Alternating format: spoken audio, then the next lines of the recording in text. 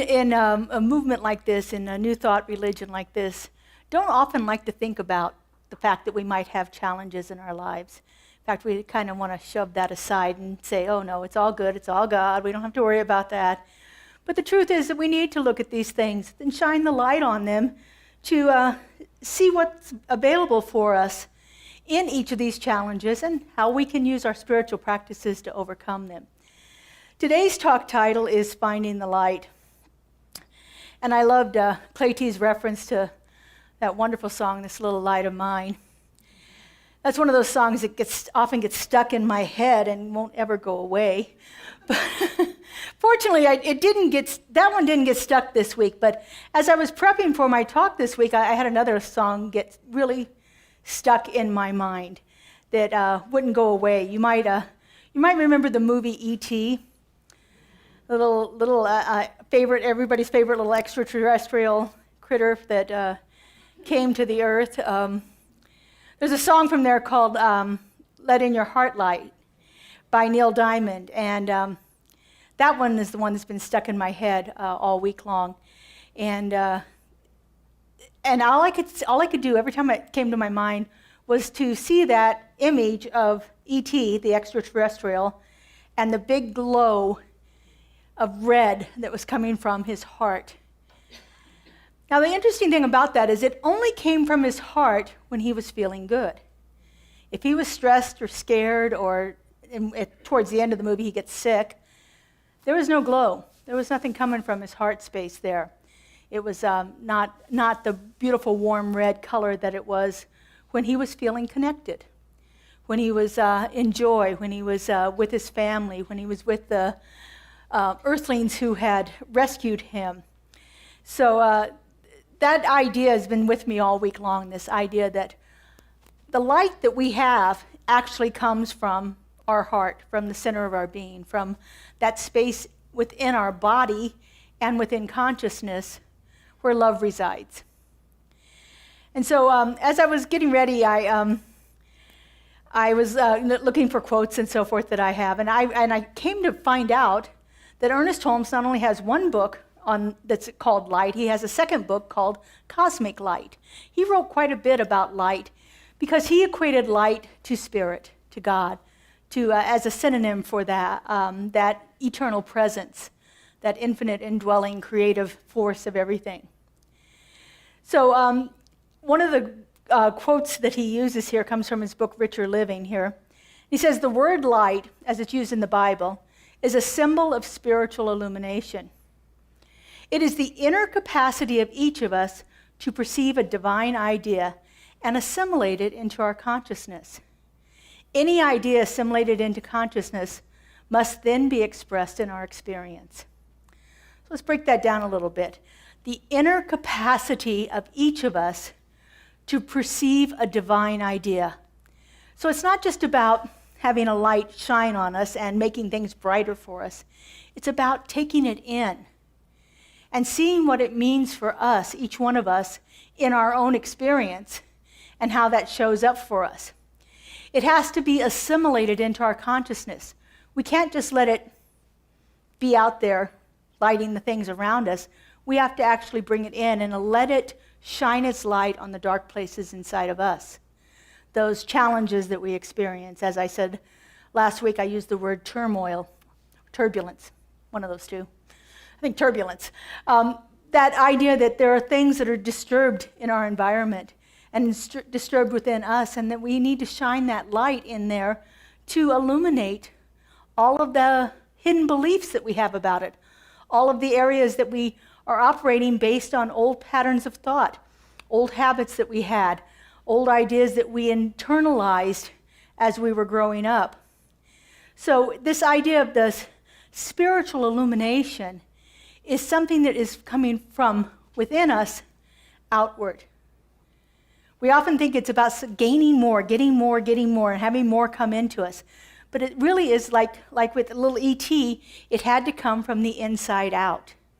And it came from the inside out based on what we were feeling at the time, based on how secure we were, based on how content we were, based on the circumstances around us. The light shines brighter when we are in joy, when we are in love, when we are connected with people in a community, when we are with our family and friends, when we are doing the things that light us up. That's when we feel that heart light. That's when it really comes forth. It says, any idea assimilated into consciousness must then express in our experience. And so once we've internalized that, once we've got it really solid inside of us, then it starts to outpicture itself in our experiences around us. How many of you have ever gotten to that place where you changed your thinking about something and then walked around thinking, well, look, there it is, there it is, there it is, there it is. It's like once we shift our consciousness around something, we start to see it more and more. We see evidence of it more and more in our experience as we begin to shift our consciousness around it. You know, in our philosophy, we call it science of mind. Sometimes you might hear it called religious science. It's part of a philosophy, a religious philosophy called New Thought. And in this idea, this philosophy, we emphasize the presence of the divine within each individual. The presence of the divine is right within each one of us. And it's often referred to as consciousness or the God within, all kinds of words, any words fine that you want to use for it. But it is an infinite source of wisdom. It's an infinite source of love. It is the power that is animating us. It is the power that is living through us. By connecting with this inner presence, with this inner divinity, we can access the guidance and the strength that is available to us at all times. Keeps us from having to live from that place of a limited human perspective. When we look at it from God consciousness, from that light that is coming from within us, then we don't have to believe in the effect of it as we see it in the human world. We don't have to buy into, oh, it's always been this way and it's going to be this way from now on out. We can see the possibility of something different happening in our experience. In his book, Light, Ernest goes on to say, there's a light that permeates the world, but we have not sensed it. We need, in the silence of our own contemplation, to take time to feel that light and to see it. And I love this sentence. We have to hitch our earthly wagon to a spiritual star, because if we do not, we are going to hitch it to a make-believe life, something that has no light at all. The only light is the light eternal. We have to hitch our light to hitch our earthly wagon to a spiritual star. I love that. Hitch our earthly wagon. In other words, we have to uplift ourselves from being in the effect of what's going on around us, because it's so easy to get caught up in the effect. It's so easy to say, oh, this is happening to me right now, this must be true, and must be my experience, and there's nothing I can do to get out of it. That's a kind of a defeatist kind of point of view. But if we can lift ourselves up, hitch our wagon to the spiritual star, we can see that issue from a different perspective. And then we can see the possibilities of solutions that we can't see when we're mired in the muck of it. We're right down there tramping around in the mud and the muck and the grime and so forth. We can't see the solution. And so we elevate ourselves in consciousness and then shine that light from within our heart down onto the situation, and we can see it. It becomes illumined, and we can see a possibility of a solution that we couldn't see from our previous point of view, being stuck right there with it. It's always an opportunity for us to take that moment and step out of the situation. When we're stuck in a situation and we ask ourselves questions like, why is this happening to me? All that succeeds in doing is keeping us stuck in the situation. But if we can step back from it, get to a place where we can see it from a distance and say, what is in this situation for me to know right now so that I can shift, so that I can grow, so that I can elevate my consciousness to a higher point of view and not have to repeat that experience again. Because that's ultimately what we want to do. We don't really want to keep creating those same situations in our lives over and over again and then having to figure out a new way to get out of it. If we can begin to look at it and say, oh, I can see what's coming. I'm going to step back. I'm going to take myself out of that situation, and I'm going to look at it from a higher point of view. Or I'm going to shine that light of truth on it to let it be illumined so that I cannot experience that again. Imagine if we're driving along the road and from a distance you can see a traffic jam. Well, from that distance you have an opportunity to take an alternate route. But when you're stuck in that traffic jam, not much you're going to do. I used last week a little meme about traffic here in Las Vegas, actually more about construction of traffic in Las Vegas, but it's the same kind of thing. We wind up getting stuck in a situation because we couldn't see far enough ahead. We weren't looking at it from a distance. We were right there up against it. And so we wind up stuck in that situation, and then sometimes it takes us an hour or 2 hours or so to get out of the situation. I remember one time I was coming back from California, and I was heading to Utah when I lived up in St. George, and so I had to drive through Las Vegas to get there. Now, I've lived in Las Vegas for 47 years. I know these streets pretty well. But I was in a kind of a messed up place in my mind. Something had happened in California that was disturbing me. And I get onto I-15. And I'm not kidding you, I sat on I-15 for 3 hours. Now, I know there are roads everywhere possible that I could got off of I-15 and found an alternative route to get, take it further north and go on out. But I was in such a place in consciousness that I couldn't see that. I couldn't move beyond the circumstances that I was experiencing that moment to even find a solution. And it was really quite funny because this wound up being like 2 o'clock in the morning when I got home to St. George. And I was exhausted, and I'm thinking, what in the world? And then I just start laughing at myself. I'm like, you got to be kidding. You could have gone, really, I could have gone on any road out coming off of I-15 and gotten myself. But I was stuck on it from Tropicana all the way out of town. I just couldn't see it. I had to lift myself out of that place before I could see it. And in that moment, I was stuck in a place where I couldn't lift myself up. It was also middle of the night. I wasn't going to call anybody for help. So, normally I would get on the phone and say, okay, pray for me right now because I'm in a mess. But it was the middle of the night, so I didn't do that. But we can't heal ourselves when we're stuck in the dark place, when we're stuck in that situation that doesn't allow us to move to a different place in consciousness. We can't get stuck. We can't get out of it. Martin Luther King Jr. has probably one of his most famous quotes out there, just about this very thing. He says that darkness cannot drive out darkness. Only light can do that. Hate cannot drive out hate. Only love can do that. We can't get out of darkness if we are shining more darkness into it. We have to shine the light.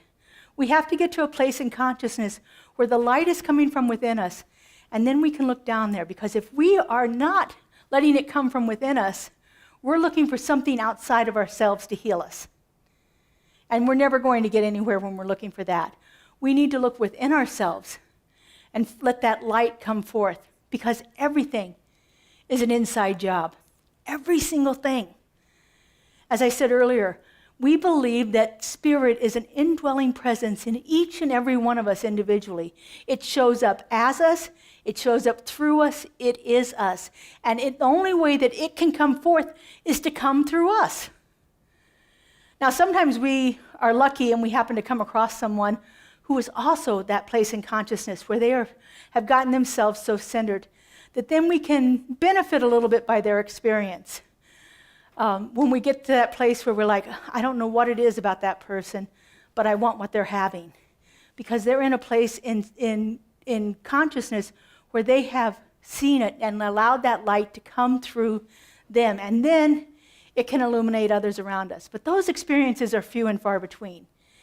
We're much more likely to have a beneficial experience if we learn to find the light within ourselves and then let it out. Let it out. Robert Browning, in his wonderful poem, Paracelsus, writes, our job is not to heal things, but our job is to find a place to let the imprisoned splendor out, from which the imprisoned splendor may emerge, from within us, because it's in there all the time. And our task is to just let it out. Recognize it for what it is. Embrace it for what it is. Let that little warm glow of love, like E.T. have, shine itself out from within us. You know, almost all of the master teachers have said something about this in one way or another. In the Sermon of the Mount, right after the Beatitudes, Jesus is reported saying that you are the light of the world.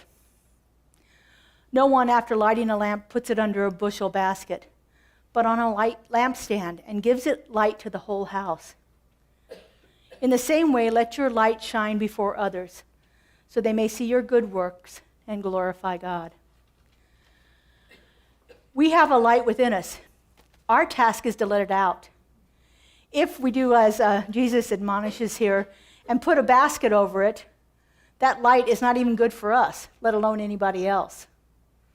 But if we put it out there for the whole world to see, then we become that place in consciousness that can be a beneficial presence to others.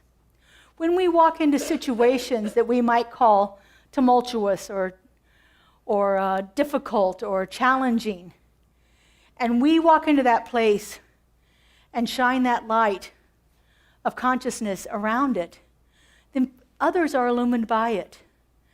I remember when I was my last year of teaching, I was teaching middle school science, and so we were in the middle of a staff meeting, and it was right at the beginning of a lot of shootings in schools. And so we were doing the shelter-in-place, discussion about shelter-in-place drills. And I remember my principal standing up there saying, I don't know, must have said it 6 times, this is going to happen. This is going to happen. This is going to we have to be prepared for it. This is going to happen. Well, the fact was, it was happening in lots of places around the country. But I remember about the 3rd or 4th time he said that, it was one of those times when I used my outside voice and I didn't think I was. You guys ever done that? And he said, this is going to happen. And I just said, louder than I actually even thought I would ever say, or not. And the people around me looked at me like, But then afterwards, we started having conversations. And I said, how much of this is about us putting it out there that this is going to happen? It's like that self-fulfilling prophecy, right?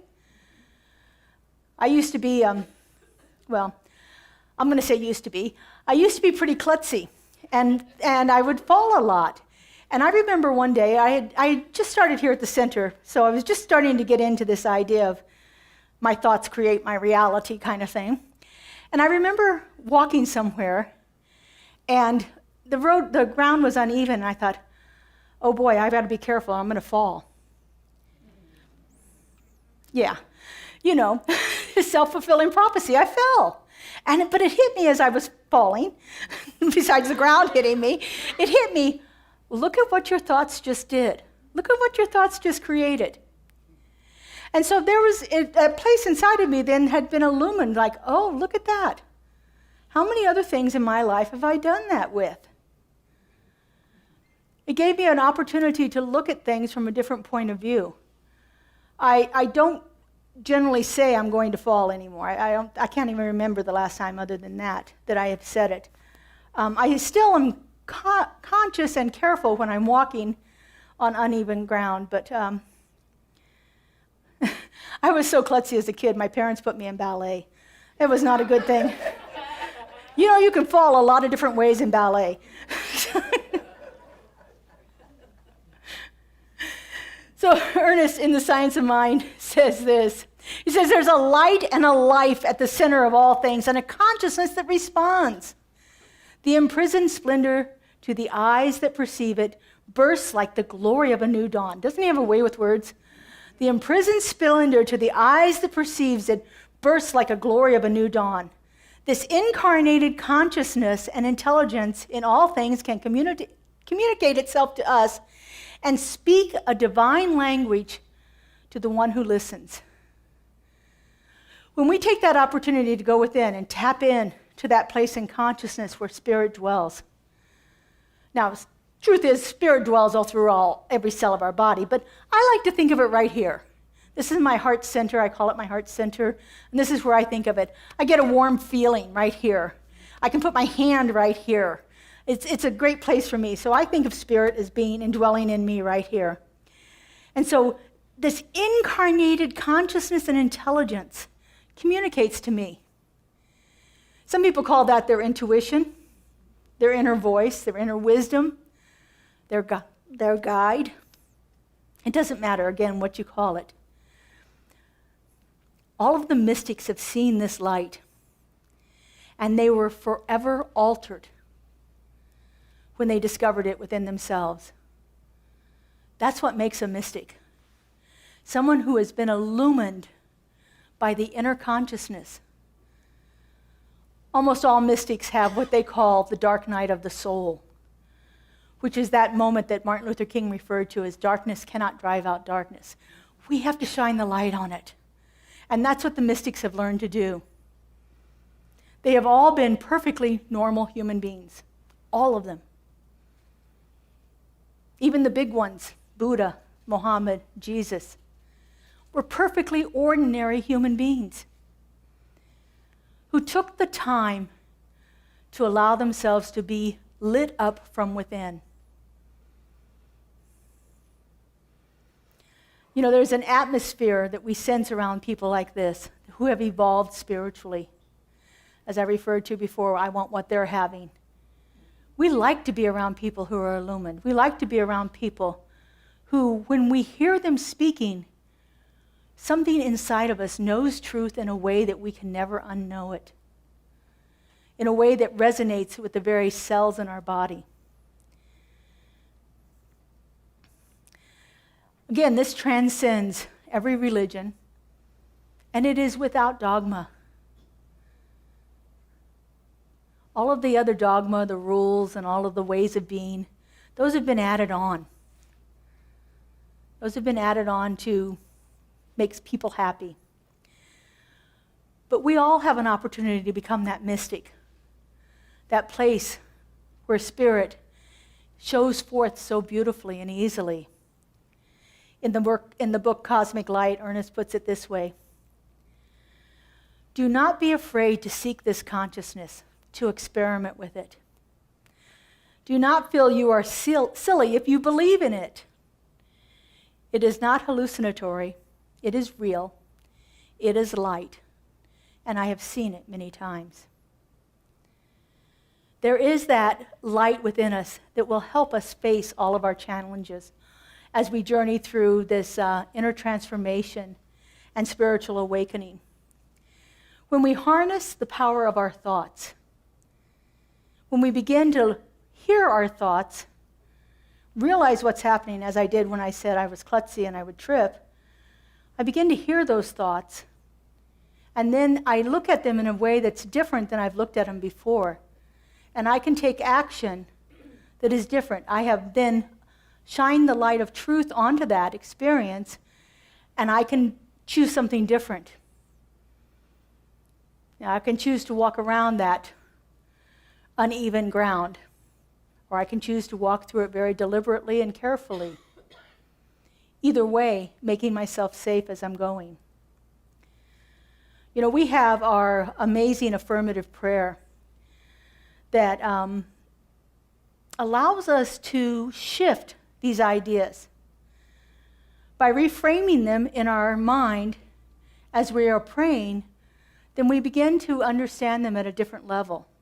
We're shining that light again. We're beginning to see it differently than we saw it before.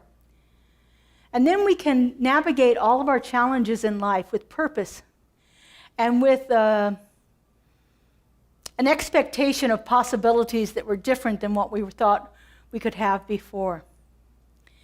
Each challenge then becomes an opportunity to deepen our faith, to expand our consciousness, to become stronger and more enlightened, to live life differently, to have a different experience of the life that we have. In this way, we not only find the light within ourselves, but we also become beacons of light for others. And we illuminate a path to a more harmonious and more successful world around us. In one of Ernest's last talks, he gave it about 4 months before he died, I shared it with you, a part of it with you at the dedication of this building. It was a dedication of a church in Whittier, California. But in there, he says this, which I love this. I feel that if a spiritual mind treatment, that's our affirmative prayer, if I feel a spiritual mind treatment could be seen, it would be seen as a pathway of light. We find light within our spiritual practices. We find light when we sit in meditation and contemplation, when we engage with others in spiritual study, when we seek prayer or pray ourselves. We find the light, we uncover it, and we see a way to possibilities we couldn't see before. It is one of our most beneficial practices to simply take an opportunity to look at something and see it in a different way by shining the light of consciousness on it. So let's do that right now. Let's take a moment and use our spiritual mind treatment to shine the light. I invite our practitioners to stand and surround us.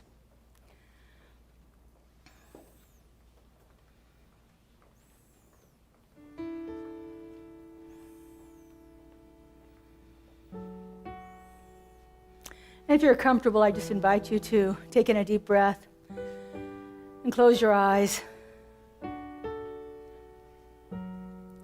And if you're not comfortable and you want to change, go ahead and do it anyway.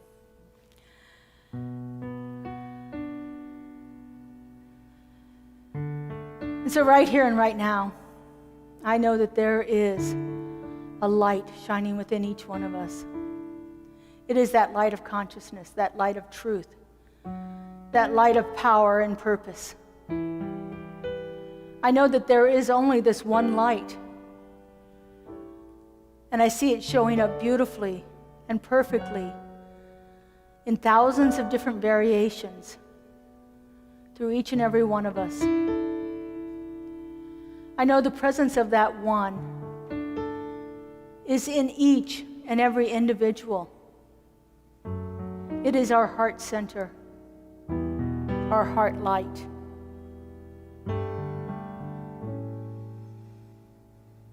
And because I know there is only this one,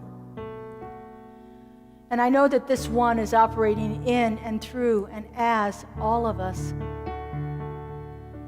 I know that infinite possibilities exist as we recognize that light of consciousness and allow it to shine forth in all of our affairs. I know that as we open up and allow that light to pour forth, we see things differently. We see answers where we thought there were none. We see solutions when all we could see before were problems. And I know that this gift of light not only benefits us, but is a benefit and a blessing to all we encounter. This light is contagious. It is spreading itself forth through each member of this community and beyond. This light of love, this light of peace, this light of divine connection. That's why we're here. How good it is to know this and feel it and see it happening right here and right now in this community. I am so, so grateful. And I simply release this word into that consciousness that already has said yes. I let it go and I let it be. And together we say, and so it is.